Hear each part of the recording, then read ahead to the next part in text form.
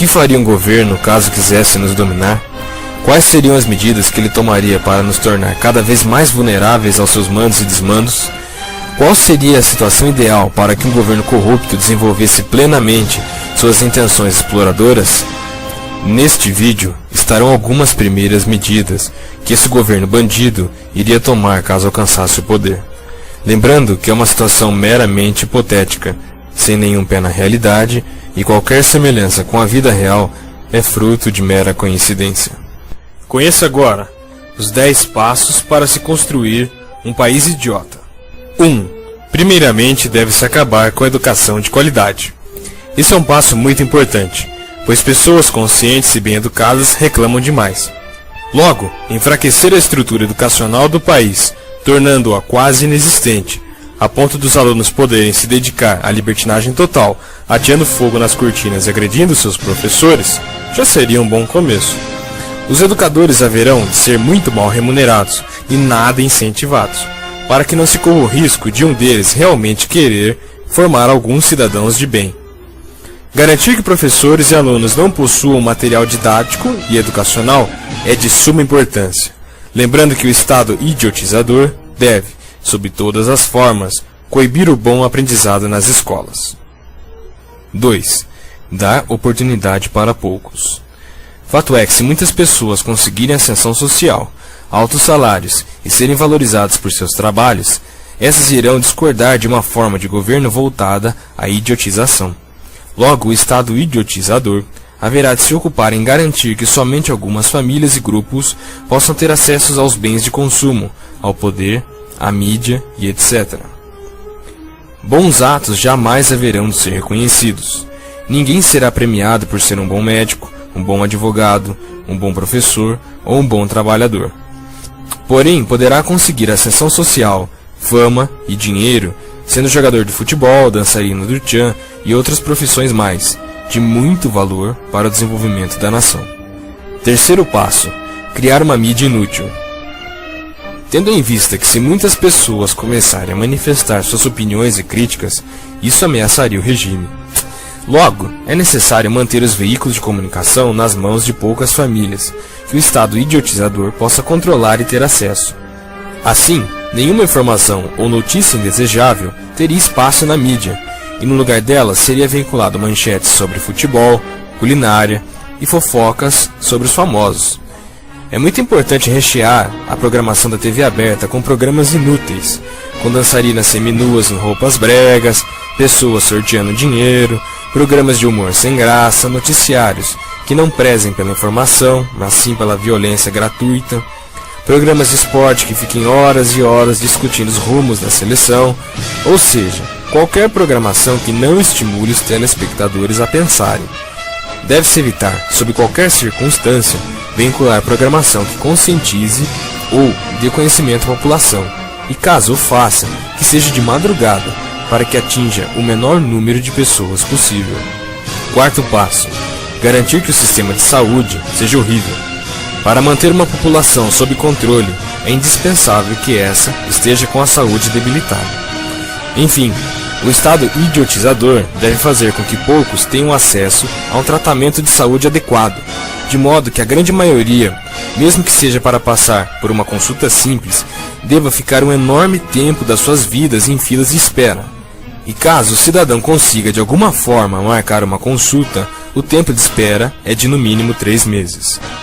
Essa é uma ferramenta muito boa para controlar uma população, já que caso eles se revoltem muito, basta piorar ainda mais a qualidade do serviço, e logo eles mesmos morrerão, evitando problemas para o Estado idiotizador. Além dessas medidas, é importante garantir os altos preços dos remédios.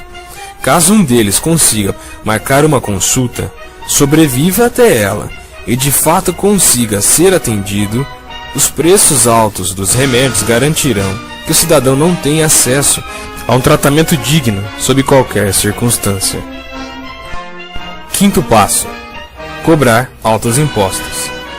Deve-se criar um sistema completamente injusto de arrecadação, de modo que o preço de uma bicicleta, por exemplo, ou qualquer outra mercadoria, seja metade somente de impostos, e em tudo será cobrado taxas e mais taxas.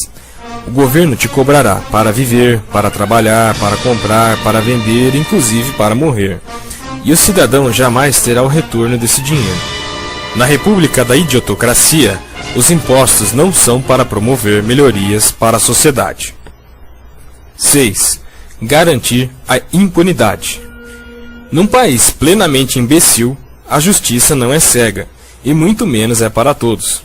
Caso alguém cometa um delito, mesmo que muito grave, irá para a cadeia, uma espécie de escola preparatória para o crime organizado, e voltará dentro de pouco tempo para as ruas, de modo a desempenhar suas atividades de bandido com uma maior aptidão do que antes. Isso auxilia o Estado idiotizador, pois dissemina o medo entre as pessoas, que não terão coragem de sair das próprias casas. E dominados por essa sensação de pânico, estarão mais suscetíveis à dominação imposta, ficarão mais tempo à frente da televisão e se tornarão cada vez mais alienadas. A corrupção deve ser considerada comum, e jamais como motivo de prisão ou punição. 7ª etapa. Tudo tem que não funcionar. Tudo, absolutamente tudo, deverá funcionar mal. Se você for tirar um documento, um RG por exemplo, ele demorará muito para chegar. Os correios não enviarão as correspondências no prazo, os serviços públicos de água, esgoto e luz sempre estarão com problemas, as estradas deverão ser pessimamente cuidadas, mesmo com a cobrança de pedágios, bom, sem contar no IPVA caríssimo todo ano, ou seja, todas as funções da sociedade deverão falir. Cabe ao Estado disseminar a falência geral pelo país, promovendo o mau funcionamento de tudo que existir nele. Os cidadãos devem se sentir sempre mal atendidos e de nenhuma forma terem a quem recorrer. 8. Promover o desemprego. Garantir empregos para a população não deve ser uma meta principal. Pessoas que trabalham geralmente querem pensar e reivindicar direitos. Isso não faz bem à nação. 9. Jamais investir em tecnologia. Esse país dos sonhos terá que sempre sobreviver da exportação de produtos primários. Nosso papel global deverá ser de somente fornecer produtos brutos, como soja, cana-de-açúcar, café, minério de ferro e carne. E a produção e exportação desses deverá se concentrar, assim como a mídia, nas mãos de poucas famílias e elites dominantes. Investir em tecnologia, pesquisa e desenvolvimento e exportação de bens de produção com alto valor agregado não deverá ser prioridade, já que isso traria oportunidade para que muitos cidadãos estudassem, produzissem e fizessem parte do desenvolvimento nacional. Ressaltando, deve-se fazer desse país uma grande fazenda, onde poucas famílias controlarão a produção, enquanto os outros deverão servir a esse sistema através de subempregos e trabalho fabril. 10. Empregar pessoas que dupliquem sua renda em poucos anos no governo.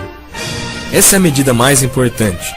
Nós deveremos empregar nos governos pessoas que visem somente duplicar, quadruplicar, quintuplicar suas rendas em poucos anos, parasitando todo o sistema e trabalhando sempre para si próprios e nunca para o bem coletivo.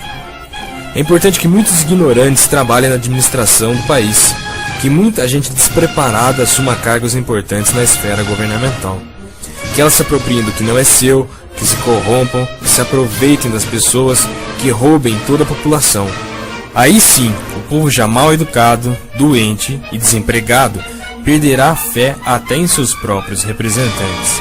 Tendo isso tudo acontecido, podemos dar boas-vindas a uma idiotocracia plena. Tendo visto esse vídeo, você a partir deste momento está preparado ou preparada para identificar alguma dessas ações. Caso algum governo ou governante queira montar aqui no Brasil ou em qualquer outro lugar do mundo o regime da idiotocracia plena. Mas isso é uma hipótese muito distante. Imagina, né? Um negócio desses aqui na terra do berço esplêndido. De jeito nenhum.